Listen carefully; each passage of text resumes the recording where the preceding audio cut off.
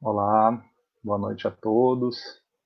Sejam todos bem-vindos a mais uma doutrinária virtual do Centro de Educação Espírita Boa Nova. É com muita alegria que recebemos a todos para mais essa noite de reflexões, de estudos, né? Procurando trazer bastante consolação, não é, para esse nosso tempo de pandemia. E antes de começar com a apresentação da palestrante dessa noite, eu gostaria de dar alguns avisos, lembrando a todos que o Boa Nova continua com seus grupos de estudo, não é? Nós temos o grupo de estudo avançado do livro Consolador, nas segundas-feiras, das 7 às 8 da noite. Também na segunda-feira, das 8 às 9 da noite, nós temos um estudo virtual também com os grupos de iniciantes intermediários. Às quintas-feiras, essa doutrinária virtual acontece sempre às 20 horas. E nos sábados, às 9 da manhã, nós temos o estudo do NEP, do Boa Nova, né, que é o núcleo de estudo aprofundado do Evangelho. Esse estudo, então, é nos sábados de manhã, das 9 às 11 horas. Estão todos convidados a participarem. Se tiverem interesse e quiserem saber mais, só deixem mensagem no chat, ou no chat aqui da transmissão, ou no próprio chat do Boa Nova, certo? E também o Boa Nova continua com o atendimento fraterno, não é? Atendimento fraterno de modo virtual. Então, o meio para contato, né, para agendar atendimento fraterno, é através do Messenger, do Facebook do Boa Nova. Então, nesse perfil mesmo que vocês estão assistindo, deixa uma mensagenzinha que serão todos atendidos. Então, para começarmos a nos harmonizar para a palestra de hoje, eu gostaria de convidar a Lucy para fazer a nossa prece inicial, antes de chamar a nossa palestrante.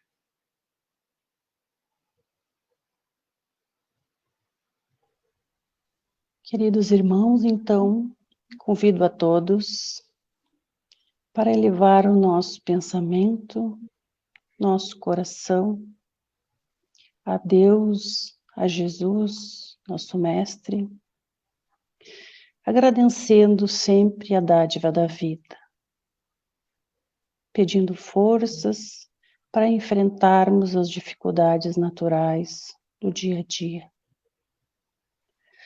Não nos desesperemos, pois somos muito importantes para Deus, para a nossa família e para os nossos amigos. Usemos o recurso da oração e receberemos a resposta no nosso coração. Somos herdeiros de nós mesmos e precisamos confiar na providência divina que quer a nossa vida plena de amor e de sabedoria. Obrigada a Deus, obrigada a Jesus e aos bons espíritos que nos orientam no trabalho desta noite. Muito obrigado, Senhor, que assim seja.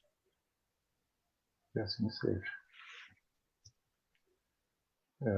Então, agora eu gostaria de convidar a nossa palestrante da noite, a Mariane de Macedo, para dar continuidade à nossa programação do Setembro Amarelo. Não é? Essa é a nossa segunda palestra nesse mês, não é? Um tema tão importante. A Mariane vai falar para nós a respeito da valorização da vida. Então, apresentando a Mariane, que já é bem conhecida no Boa Nova, não é? A gente estava brincando antes que ela já é uma trabalhadora do Boa Nova, mas também em Caçapava do Sul, trabalhadora do Centro Espírita Ismael Vivian Eiles, E a Mariane vai apresentar para nós hoje, então, a sua palestra a respeito da valorização da vida. Desde já agradeço a tua disponibilidade, Mariane, e te deixo com a palavra. Muito obrigado. Bem, obrigada. Então, queridos amigos, é sempre uma alegria a gente poder se encontrar mesmo de maneira virtual e podermos, então, compartilhar desses ensinamentos que nós recebemos através da doutrina espírita. E esse tema em especial é um tema que nós trabalhamos bastante em relação à questão da valorização da vida, em muito especial nesse setembro, que a gente sabe que é essa campanha que existe no Brasil desde 2015, que é a campanha de Setembro Amarelo, né, da valorização da vida, né? Então, fazermos a prevenção do suicídio. E é importantíssimo que nós, que estamos no movimento espírita, possamos, então, abraçar esta causa até partindo do pressuposto, né, que dos nossos princípios básicos da doutrina, né, sobre a imortalidade da alma, sobre a reencarnação, que nos mostra, então, a importância de nós termos essa valorização da vida. Então, falarmos sobre suicídio, muitas vezes choca algumas famílias que se deparam com essa situação de suicídio. Por quê? Porque as pessoas muitas vezes não se dão conta do que está acontecendo dentro do seu próprio lar. E é importante nós entendermos que por trás destes comportamentos suicidas, geralmente existe alguém que está doente e que precisa de ajuda. Então, naquele livro Viver é a Melhor Opção, do jornalista da Rede Globo, do André Trigueiro, ele discorre sobre a necessidade de todos nós falarmos sobre o suicídio. Da mesma forma que nós fizemos campanhas da tuberculose, da hipertensão arterial, doença, também devemos, então, falar do suicídio. Mas falarmos do suicídio não dando notícia que alguém se suicidou e a forma com que a pessoa se suicidou, mas através justamente dessas campanhas de valorização da vida e mostrando que por trás de um comportamento suicida existe alguém que está em sofrimento. E existe alguém que precisava de tratamento e às vezes o grupo familiar não conseguiu se dar conta. Então, as estatísticas nos mostram, né, que 90% dos casos de suicídio eles poderiam ter sido evitados. Por quê? Porque existe tratamento. Então, se nós entendermos que existe tratamento e que aquelas pessoas, de repente algum familiar ou algum conhecido nosso, poderia não ter se suicidado se tivesse sido tratado. Mas é muito difícil nós lidarmos com essa questão, porque muitas vezes a nossa percepção em relação a um familiar é um pouco viciada, um pouco distorcida. Por quê? Porque às vezes nós temos uma relação difícil, às vezes aquele familiar é mais encapsulado, introvertido, e isso já está mostrando que ele tem depressão, e nós não conseguimos perceber. Muitas vezes a família coloca alguns tipos de rótulos, que o fulano é emburrado, que o fulano é todo quieto, mas isso já é um sinal de que essa pessoa precisa de ajuda. Então, existem muitos assuntos que eles estão relacionados ao autoextermínio e que nós precisamos, então, falar, como nos fala, então, André Trigueiro, né? E a primeira coisa que nós precisamos falar, então, poderiam ter sido evitados se tivesse tratamento. Então, o primeiro fator de risco é a depressão. O que nós precisamos entender? E o segundo fator de risco é o uso de substância química, que também, né, junto com esse uso de substância química, às vezes tem uma pessoa bastante deprimida. O que nós precisamos, então, entender em relação à questão da depressão? Nós precisamos entender que a primeira coisa é tirarmos os mitos, né? Porque se nós acreditarmos que existe um determinismo, que essa pessoa quer se matar, isso é uma questão de tempo, e não vamos falar sobre o assunto, até para não darmos ideia, nós estamos, então, caindo naquela crença, naquele senso comum que não tem base científica. Então, se a Organização Mundial da Saúde ela está nos dizendo que 90% dos casos de suicídios poderiam ter sido evitados, né, porque existe, então, uma intercorrência, principalmente em relação à questão da depressão, nós vamos observar, um minutinho que eu vou tirar aqui alguma coisa que está fazendo barulho, desculpe, tá? Nós vamos, então, observar que ao nos apropriarmos desse conhecimento, nós vamos poder, então, estar auxiliando este familiar, este conhecido, às vezes um colega de trabalho, e aí, para isso, nós precisamos, então, entender o que significa, então, a depressão. Como é que nós podemos, então, detectar que uma pessoa tem depressão? Então, a depressão, simplificando, ela é um estado alterado da bioquímica do cérebro. Então, a sinapse cerebrais, ela não... O que nós vamos observando? Nós vamos observando alguma mudança no comportamento da pessoa. E, às vezes, em casos mais severos, a pessoa fica prostrada, ela não consegue sair da cama, ela não consegue abrir uma janela, não come, não toma banho. Ela fica totalmente incapacitada para levar a vida, para manter uma rotina.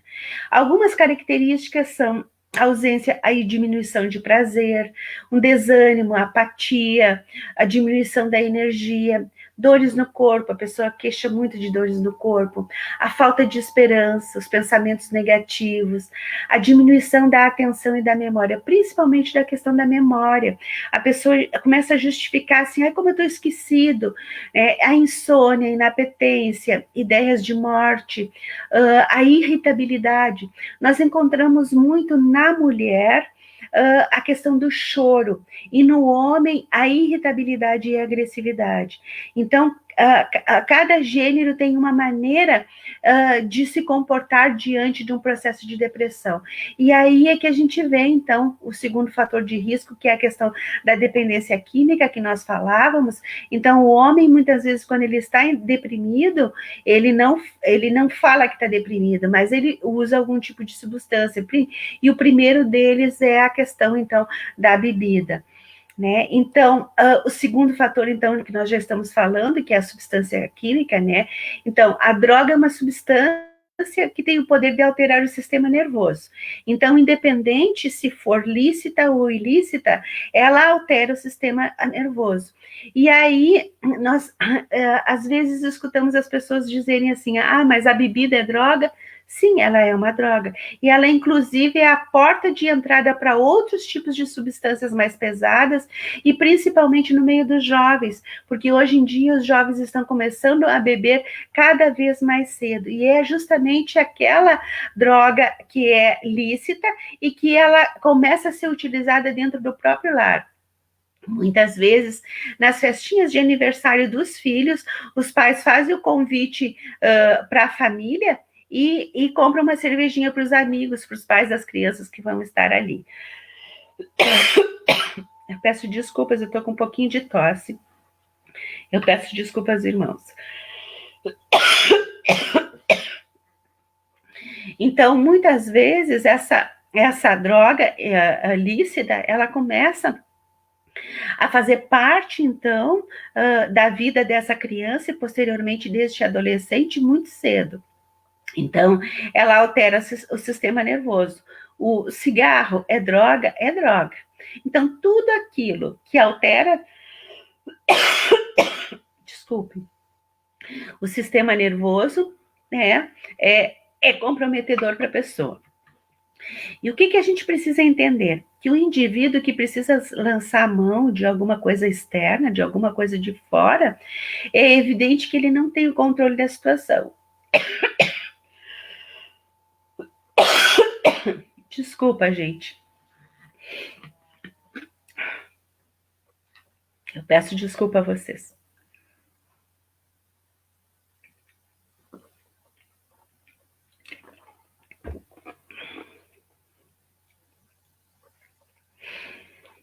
Então, um indivíduo que precisa lançar a mão de algo externo é sinal que ele não está conseguindo conduzir a sua própria vida. Ele precisa de algum tipo de bengala para poder dar conta daquilo que está acontecendo. Então, com certeza, é um fator de risco a dependência química, porque aí, à medida que a pessoa tem um sofrimento, tem uma angústia, ela está triste, ela está em depressão, ela faz o uso, então, dessa substância, altera o sistema nervoso e, automaticamente, ela não consegue conduzir aquela situação. E, muitas vezes, o abuso dessa substância pode, inclusive, facilitar a questão do suicídio.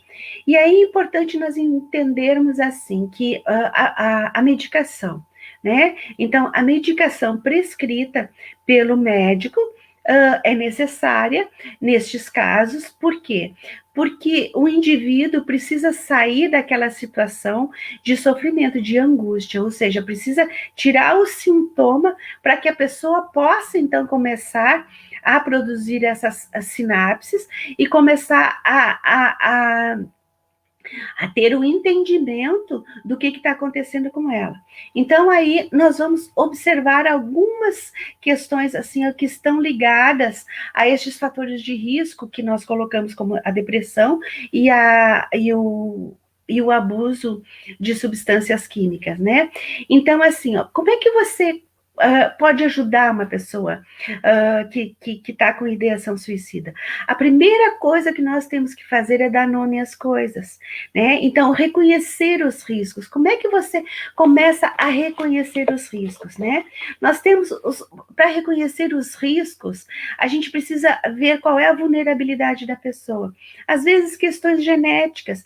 Então, essa pessoa, assim, ó, tem um familiar que já se suicidou, por exemplo, assim, tem um pai, tem um tio, tem um avô, tem alguém na família. Então, observar, a primeira coisa seriam essas questões genéticas.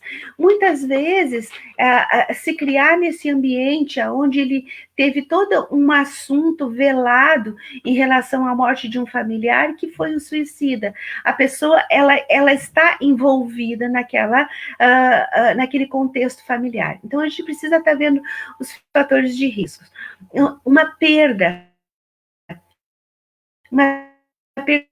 muito significativa. Às vezes, o adolescente termina o namoro e os pais minimizam o sofrimento daquele adolescente, dizendo que, isso aí você encontra outra namorada ou outro namorado, mas é muito importante a gente poder acolher, porque foi uma perda. Então, às vezes, são os primeiros relacionamentos desse jovem e ele não está conseguindo lidar com aquela perda, com aquela dor. Então, é muito importante a gente conseguir entender que isso é um fator de risco. As perdas são fatores de risco para que a gente possa prevenir, então, o suicídio. Ou seja, se aquele adolescente teve o término de um relacionamento, mas ele está ficando muito tempo isolado, muito tempo choroso, não quer, está encapsulado, a gente vai observando essa mudança de comportamento e precisa ficar alerta. Por quê? Porque se ele não está conseguindo conduzir aquela emoção, se ele não está conseguindo falar sobre aquele assunto, existe um sofrimento. Para os pais pode ser, é o primeiro namoro, ele vai perder vai ter muitas perdas durante a vida e tem que aprender. Mas a gente precisa verificar como é que é o modo de funcionamento daquele jovem. Às vezes eles não conseguem dar conta. E aí nós precisamos então estar atentos a essa mudança de comportamento. Para evitar o suicídio, o que nós precisamos, então? É estar atentos justamente a essas falas, né? Prestar atenção nessas falas, deixar a pessoa falar. É muito importante quando uma pessoa começa a soltar frases soltas, ou seja, assim, eu tô cansado dessa vida, não vale mais a pena, tô dando muito trabalho para todo mundo, realmente, assim, eu não sirvo para nada. Nós conseguirmos escutar isso e perguntarmos, o que tu tá querendo dizer com isso? Porque, às vezes, no momento que nós fizemos algum tipo de intervenção, mesmo que a intervenção inicial seja leiga e não por um profissional, seja feito pelo grupo familiar, nós estamos dando a oportunidade para essa pessoa falar sobre o que ela está sentindo. Ou seja, a gente não pode ignorar esses sinais. São sinais de alguém que está querendo nos dizer alguma coisa. Então, o que tu quis dizer com isso? Está cansado dessa vida? Nada, bobagem. Não, não é bobagem, eu tenho observado que você anda triste, me fala sobre isso. E aí, no momento que você consegue ser contingente, ou seja, ter um olhar para a necessidade, dor do outro, aquela pessoa vai se sentir acolhida. E naquele momento você pode então estar realmente ajudando a evitar esse suicídio, porque você vai oferecer esse suporte. Que suporte é esse? De acolher, de verificar se essa pessoa realmente está pensando em suicídio e fazer algumas perguntas. Escuta, você já pensou em tirar a sua vida? E daqui a pouco a pessoa vai te responder, sim, eu já pensei. Então, a primeira situação para a gente prestar atenção, ela já pensou em se suicidar. E você teve alguma situação assim, ó, que você já tentou realmente, assim, já... E aí a pessoa diz assim, olha, toda vez que eu vou no trabalho, tem uma ponte, eu tenho vontade de acelerar o carro e realmente deixar que ele caia na ponte. Então, a pessoa já pensou em suicídio e já pensou numa estratégia. Então, se nós queremos oferecer suporte, a gente tem que levar isso em conta. Por quê? Porque esse oferecer suporte é você poder escutar e estar ali junto com a pessoa, encaminhando essa necessidade dela. Olha, eu imagino o teu sofrimento, eu imagino a tua dor, porque nós não podemos dizer para a pessoa assim, eu sei o que tu está sentindo, porque nós não sabemos, não temos termômetro para medir a dor do outro, nós imaginamos o sofrimento do outro, mas nós não podemos dizer que nós sabemos, porque cada pessoa é uma individualidade, e se cada pessoa é uma individualidade, ela sofre à sua maneira, então nós podemos imaginar, mas dizer que nós sabemos como ela está sofrendo, nós não podemos dizer, mesmo que nós tenhamos passado por situações similares. Então, talvez eu não consiga te ajudar, mas me dói te ver desta maneira, então eu estou aqui, estou te ouvindo, e nós vamos buscar ajuda, e é neste momento, então, que nós vamos ter que oferecer esse suporte, mas não é oferecer, escutar e deixar as coisas soltas. Não, oferecer suporte é você realmente estar se importando com a pessoa, de poder dizer assim, a gente vai buscar uma ajuda junto. E muitas vezes, essa pessoa que está com ideação suicida diz assim, não, agora eu já falei com você, eu já melhorei, amanhã eu procuro. Não acredite nisso. Tenha certeza que ela melhorou com a sua conversa, mas você vai precisar segurar a mão dessa pessoa e buscar com ela os recursos. Então, buscar um profissional da área da saúde, ou seja, alguém que possa realmente dar o suporte do tratamento, o primeiro recurso é buscar, então, um psiquiatra. Não buscar nenhum clínico geral, tem que ser um psiquiatra. Por quê? Porque o psiquiatra é aquele que vai saber, então, através de uma boa anamnese, ou seja, de uma boa pesquisa sobre a pessoa, ele vai conseguir dar a medicação que seja adequada àquele paciente. Porque muitas vezes a gente recebe no consultório pessoas com medicações que foram indicadas por familiares. Às vezes alguém da família está depressivo, olha, eu tomei esse remédio aqui, toma que vai te fazer bem. Só que cada organismo é um organismo. Então, tem medicações que fazem bem para algumas pessoas, mas para outras pessoas talvez não faça bem.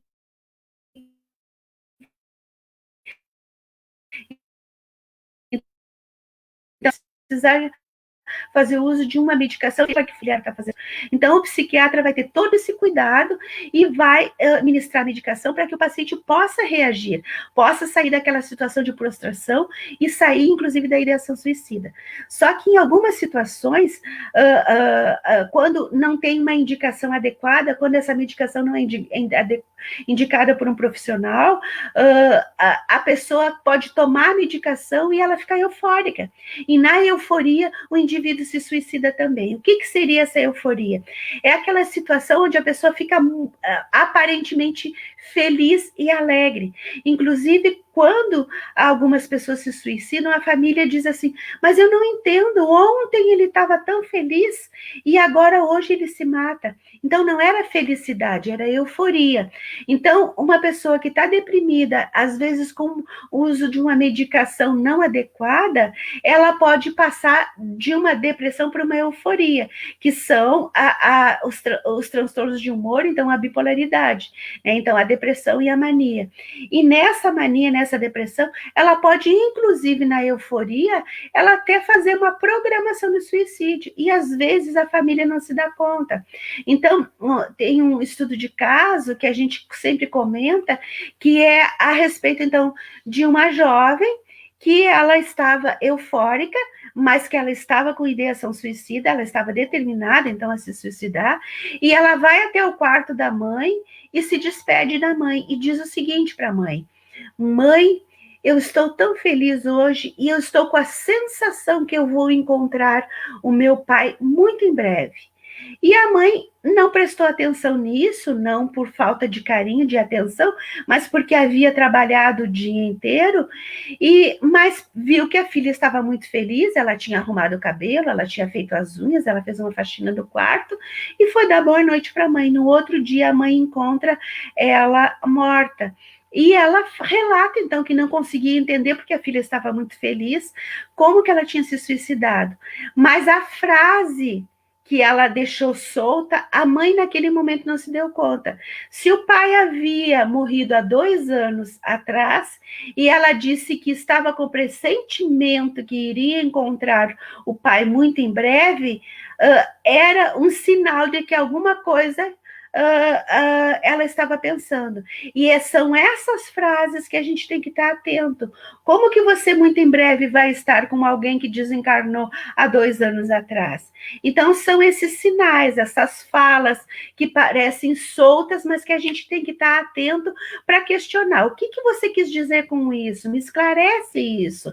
Ah, é bobagem. Não, não é bobagem. O que está acontecendo com você? E aí, quando a gente vai se envolvendo e buscando as respostas junto com a pessoa, a gente vai prestando atenção que tem algumas coisas que estão dissociadas.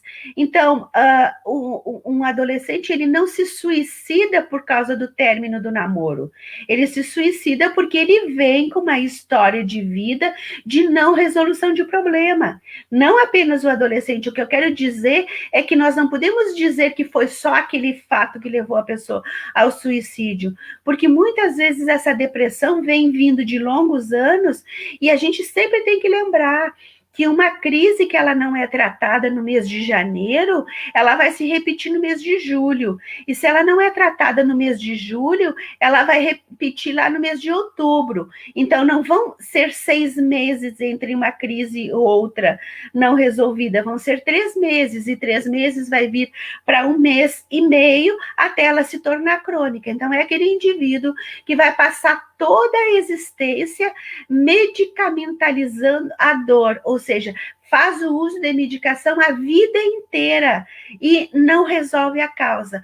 Por isso que, aliado ao tratamento psiquiátrico, nós sempre precisamos fazer o atendimento psicológico, porque enquanto a medicação tira o sintoma, o tratamento psicológico vai tratar a causa. É junto com o seu terapeuta que ele vai fazer as perguntas certas para você, que nesse espaço, nesse ambiente de acolhimento, de cumplicidade do processo terapêutico, é que as respostas vão aparecer. Então, esse terapeuta vai começar a perguntar assim, por que você está triste? Você sabe de onde vem essa tristeza? Né? E aí, quando o indivíduo vai respondendo, ele mesmo vai ouvindo as suas respostas. E quando ele ouve as suas respostas, muitas vezes ele vai conseguindo ter insights e se dando conta do que está acontecendo com ele.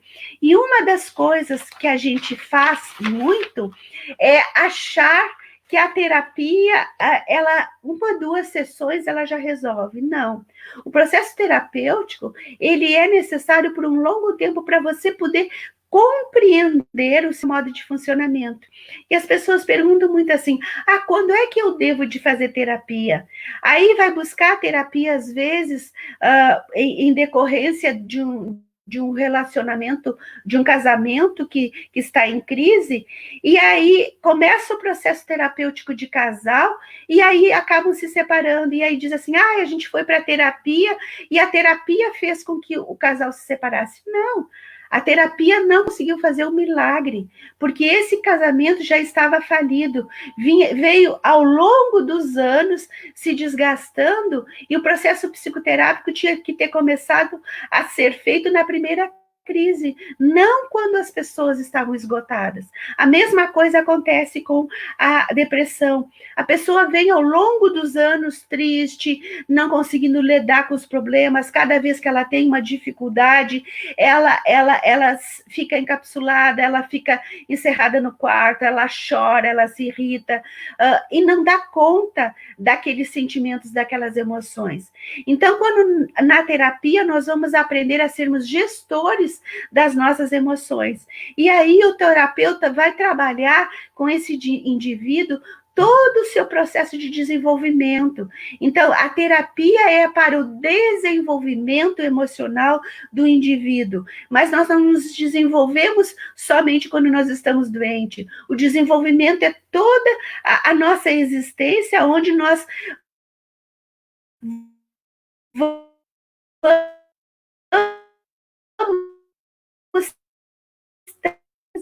Então, não fazer só quando a gente está doente, mas fazermos para o enfrentamento de uma adversidade. Ou seja, eu vou me aposentar. Então, será que eu estou pronto para lidar com a aposentadoria? Buscar o atendimento antes de entrar em sofrimento, porque está se sentindo sem o que fazer, está estranhando o fato de estar em casa e se deprimiu. Então, é bem importante nós entendermos as coisas que estão escondidas no inconsciente.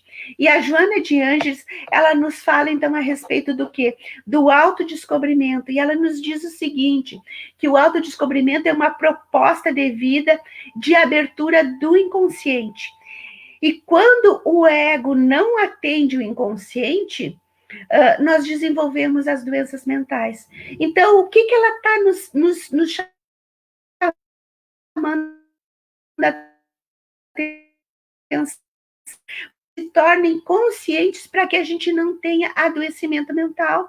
Então, a depressão é um adoecimento mental. E aí, a gente permite, através do processo terapêutico, que o inconsciente comunique aquilo que está lá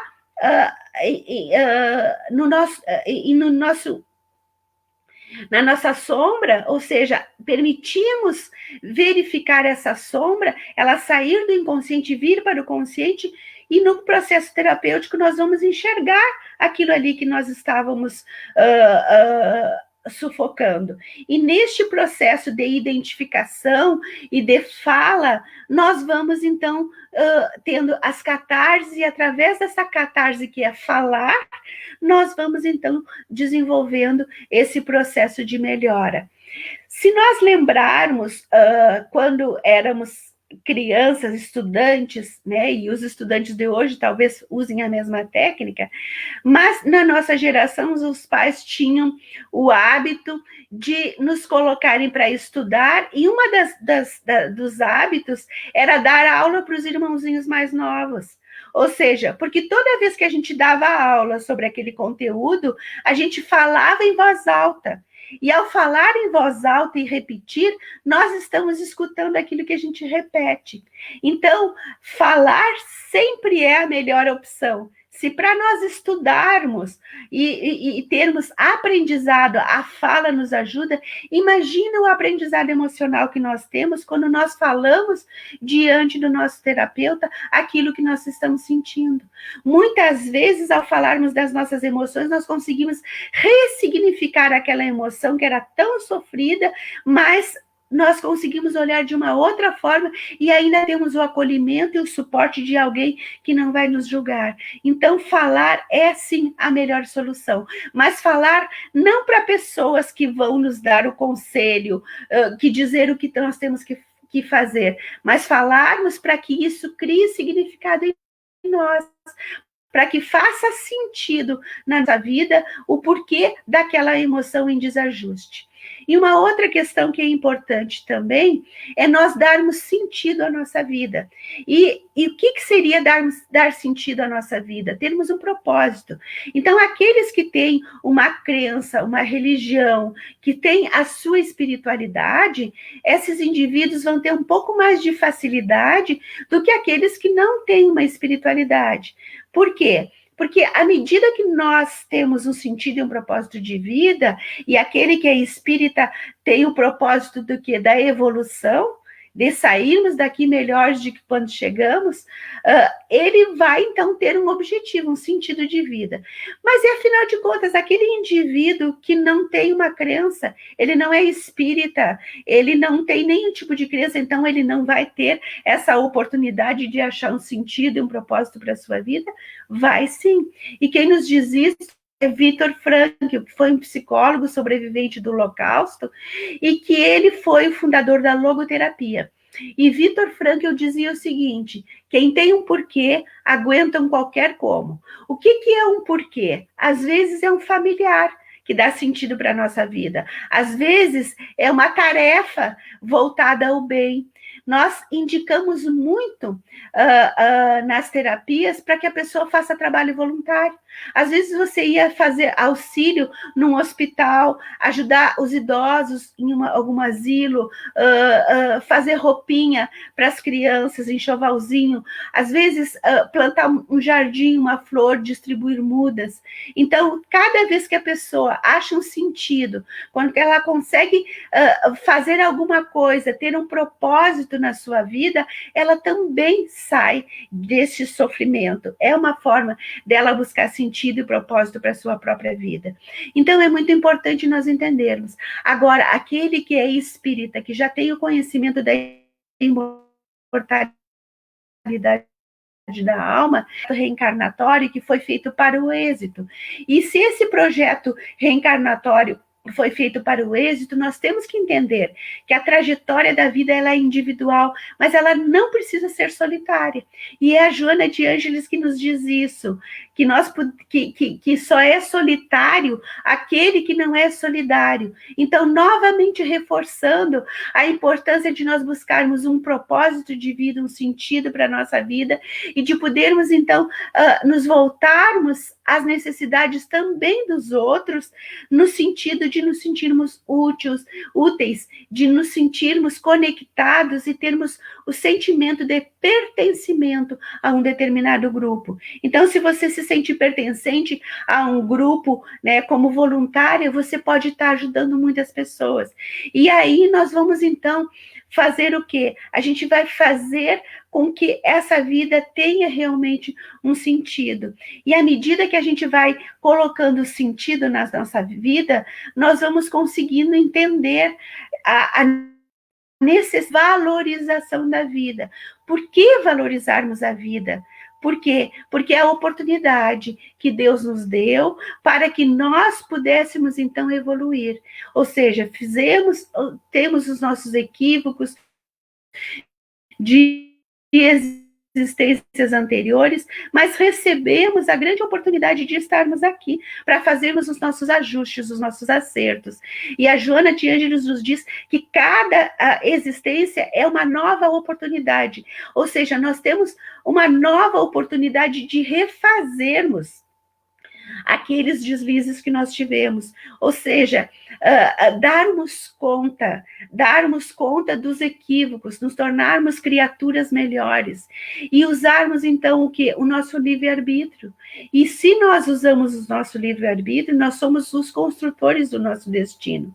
Certamente que nós não estamos dizendo que é fácil, principalmente quando uma pessoa tem o enfrentamento de uma doença mental, ou seja, de uma depressão. Ela vai precisar do auxílio, ela vai precisar principalmente do auxílio da família. E aí nós precisamos entender também o que Joana nos fala a respeito, então, da família. A família é o laboratório Vamos tentar pensar profundamente neste laboratório. O que significa um laboratório? É um lugar onde nós temos que ter todo o cuidado para que nós possamos, então, fazermos os nossos testes que nós fizemos. Então, se é um laboratório, nós vamos estar o tempo inteiro fazendo experiências através dos nossos comportamentos. E aí nós vamos entendendo a respeito, então, das nossas escolhas. Muitas vezes, aquele familiar que vem numa existência a saúde mental comprometida, ele não veio por acaso. Nós estamos comprometidos com a saúde deste familiar e nós não podemos fechar os olhos, porque uma pessoa que está com ideação suicida, ela está num grande sofrimento. E vamos, então, tentar fazer uma analogia sobre o que essa pessoa está passando. E talvez nós já tenhamos até trazido esse exemplo, mas vamos nos repetir, porque ele é muito oportuno. Se nós estamos fazendo uma fritura e, de repente, nós viramos a frigideira com óleo quente no braço e nós entramos em desespero. O que nós desejamos quando nós estamos com aquela queimadura no braço? Nós desejamos aliviar a nossa dor. Só que, na atualidade, com o Google à nossa disposição, nós sempre estamos olhando uma receitinha de uma coisa, uma receitinha de outra coisa. E no Google existe muitas maneiras de aliviar a dor de uma queimadura. Desde usar pasta de dente, botar embaixo da torneira, colocar batata, até mesmo álcool. Então, quando esse indivíduo vai no médico e o médico diz que a queimadura dele passou de 1º grau para 2º grau, que é aquela queimadura onde a gente já não sente mais dor, tal a profundidade. O que o indivíduo vai se dar conta? Puxa, foi aquilo que eu li no Google, botei aqui e que potencializou essa minha queimadura. Mas naquele momento, o que o indivíduo queria fazer não era agravar a sua situação. O que ele queria mesmo era aliviar a sua dor com aquele óleo quente. E a pessoa que se suicida, ela também não quer tirar a sua vida. A única coisa que ela quer é aliviar a sua dor. Então, nós não temos o direito de julgar a pessoa. Nós não temos o direito de fazer qualquer tipo de crítica em relação a essa pessoa, porque ali existe um indivíduo pedindo socorro de forma equivocada, mas ele está em sofrimento. E a única coisa que ele quis foi aliviar a dor. E muitas vezes a família não se dá conta e diz para o indivíduo o seguinte: mas você tem tudo. Essa frase, essa afirmativa gera muito indivíduo. E ele realmente se conscientiza. Puxa vida, eu tenho tudo e eu estou desse jeito, eu estou realmente dando trabalho para os outros, realmente eu preciso sair dessa vida para parar de dar trabalho para os outros, porque se eu tenho tudo e sou essa pessoa infeliz que dou trabalho para todo mundo, então nós precisamos, enquanto família, estarmos conscientes do nosso papel da atual existência, junto com aqueles familiares que estão conosco, porque nós não estamos juntos por acaso.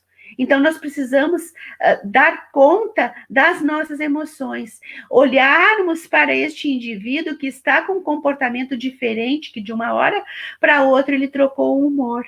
Muitas vezes, ao rotularmos a pessoa como mal-humorada, nós estamos negando a dor do outro, porque talvez a gente não consiga lidar com as nossas próprias dores, e olhar o outro sofrendo faz com que a nossa relação seja uma relação de espelhamento. E é justamente em que nós fechamos os olhos e muitas vezes negamos a dor daquele nosso irmão. Então, é muito importante a gente estar atento. Nós entendermos a respeito do suicídio, da ideação suicida, e que existe, então, um caso de saúde mental e que poderia ter sido evitado. Então, vamos pensar junto, 90% das pessoas poderiam ter se suicidado. Então, vejam, 90% das pessoas. Então, aquele conhecido, aquele amigo, aquele familiar poderia não ter se matado se a gente tivesse conhecimento, se a gente já tivesse ouvido falar sobre isso? Sim.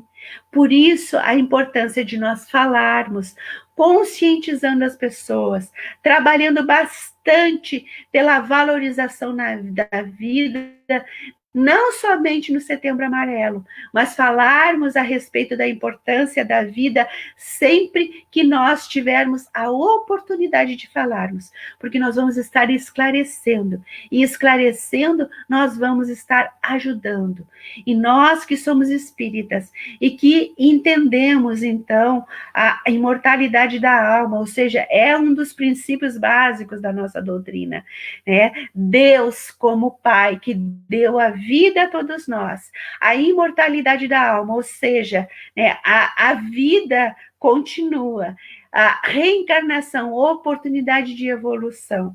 Então, se nós entendermos esses 3 princípios, nós vamos estar, então, cada vez mais falando para conscientizar, para esclarecer, para dizer que a vida vale a pena, que a dor faz parte do processo de evolução. Mas quando nós estamos com dor, é necessário que a gente entenda que nós não estamos sós, que as pessoas que estão junto conosco no nosso grupo, elas vieram justamente para dar o suporte que nós necessitamos nas horas da dificuldade. E se às vezes a gente não encontra compreensão, não encontra acolhimento dentro deste grupo familiar, vamos procurar um amigo até chegarmos os profissionais da área da saúde. Mas hoje em dia todos nós temos acesso à informação. Então, existe um escritor norte-americano chamado Richard Bach, que ele diz o seguinte: eis um teste para saber se você terminou a sua missão na Terra. Se você está vivo, é sinal que não terminou. Então, se nós estamos vivos, é sinal que nós temos muita coisa para fazer ainda. E talvez isso que hoje nos cause muito sofrimento, muita dor, possa futuramente ser motivo para a gente, inclusive, agradecer aquele processo de dor que nos fez termos resiliência, ou seja, sairmos mais fortalecidos dessa dor e conseguirmos dar conta, às vezes, de um desafio. Mas nós não podemos minimizar a dor alheia. Toda pessoa que está em depressão, ela está sofrendo. Ela não está querendo ter ganho secundário, como a maioria das pessoas pensa. E tem no Evangelho, João nos diz o seguinte, numa fala de Jesus, onde Jesus pede a Deus: Senhor, eu não te peço que os tire do mundo, mas que os livrai-os do mal. Quando Jesus faz esse pedido a Deus, ele sabe que nós não podemos sair aqui da vida física, porque precisamos evoluir. Então, eu não te peço que os tire do mundo, mas que os livre do mal. De que mal Jesus está falando? O mal, muitas vezes, da ignorância, de não sabermos lidar com uma determinada situação. Não que nós sejamos pessoas ignorantes, mas um assunto que nós ignoramos. Às vezes, ao ignorarmos a depressão, a questão da dependência química, ou seja, que forma, então, uma comorbidade, ou seja, são 2 coisas associadas, nós estamos o quê? Nós estamos diante de um sofrimento onde nós não sabemos lidar. Então, nós ignoramos aquele assunto, mas nós precisamos, então, buscar o esclarecimento para que a gente possa se livrar deste mal, que é não ter o conhecimento. Nos livrarmos do mal de ignorarmos o sofrimento do outro. Livrarmos do mal de uma situação, muitas vezes, de desentendimento dentro de um grupo familiar, em decorrência da doença do outro.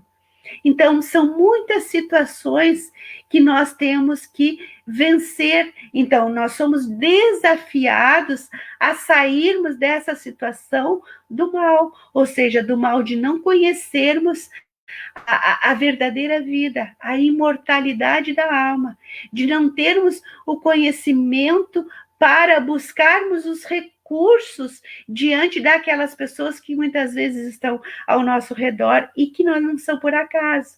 Então, nós vamos fazer isso, nós vamos conseguir livrar do mal quando nós esclarecermos, quando nós estivermos cientes do nosso papel como cidadão, esclarecendo as pessoas e também, né, de conhecimento, de posse dos princípios básicos da doutrina espírita, acolher a dor do outro, esclarecendo. À medida que nós esclarecemos, nós ajudamos, então, essa situação de sofrimento, ou seja, de sair do mal, daquele ambiente que pode ser de uma psicosfera, muitas vezes negativa, de um ambiente hostil, de um grupamento familiar desajustado. Então, à medida que nós vamos entendendo que nós temos compromissos, ou seja, responsabilidade social no esclarecimento das pessoas, nós vamos sim falarmos sobre a valorização da vida, conscientizando e prevenindo, então, a questão do suicídio. Então, que nós possamos entender esses convites que o Mestre Jesus faz a todos nós. E ele nos diz: vinde a mim todos vós que estáis cansados e que eu vos aliviarei. Muitas vezes, ou seja, cansado de estar sofrendo, ela está desmotivada, ela está realmente pedindo socorro, e nós precisamos entender isso. Então, se estão cansados, que a gente possa mostrar o Evangelho. Através do Evangelho de Jesus, nós podemos consolar muitas criaturas e mostrarmos este caminho aonde Deus é Pai. E se nós, que somos humanos e imperfeitos, toda vez que o nosso filho nos pede alguma coisa, nós de imediato atendemos a necessidade do nosso filho, imaginemos então Deus, que é nosso Pai. Certamente as dores de hoje vão ser os nossos sorrisos de amanhã, mas para isso nós temos que ter a compreensão do amor deste Pai por todos nós. E para aquele que a Deus, que nós que somos então espíritas, que nós possamos sempre mostrarmos aos nossos irmãos que eles não estão sós. Então, vinde a mim todos vós que estáis cansados, e eu vos aliviarei. É como dizer, como vai você? É Jesus dizendo, como vai você? Eu quero saber notícias de você. Então, o CVV, que é essa sigla, como vai você, também é um suporte que nós podemos oferecer para aquele ainda que não tem conhecimento da espiritualidade. Também é um recurso que a pessoa vai poder lançar a mão como ferramenta de auxílio. E imagina só, uma pessoa que está em sofrimento ouvir alguém dizer, como vai você? Certamente essa pessoa vai se sentir vista, da mesma forma que nós, através do Evangelho, também podemos falar de Jesus, que chama a todos que estão cansados para o alívio, porque ele, sim, é o caminho, a verdade e a vida. E nós precisamos, então, entendermos que precisamos valorizar esta vida, porque nós já temos um caminho que faz muito sentido para aquele que tem fé. A todos os irmãos, a nossa gratidão e a certeza de que cada vez que nós falamos sobre a valorização da vida, nós estamos aliviando o sofrimento de uma família que pode ter passado por essa situação. E é importante mostrarmos que através da oração, através da água fluidificada, através do Evangelho, através da irradiação, através do estudo, através da palestra, nós estamos mostrando o que o Espiritismo pode fazer por todos aqueles que se encontram em sofrimento. que nós possamos, então, ser instrumentos da vontade divina para fazermos a prevenção e a valorização da vida. Muito obrigada, queridos irmãos, pela oportunidade que nos conceder de estarmos juntos nessa noite. Muito obrigado, Mariane. Em nome, então, do Centro de Educação Espírita Boa Nova, nós te agradecemos por mais essa participação, tu como trabalhadora oficial do Boa Nova, sempre trazendo essas palavras maravilhosas para nós, desse tema importantíssimo.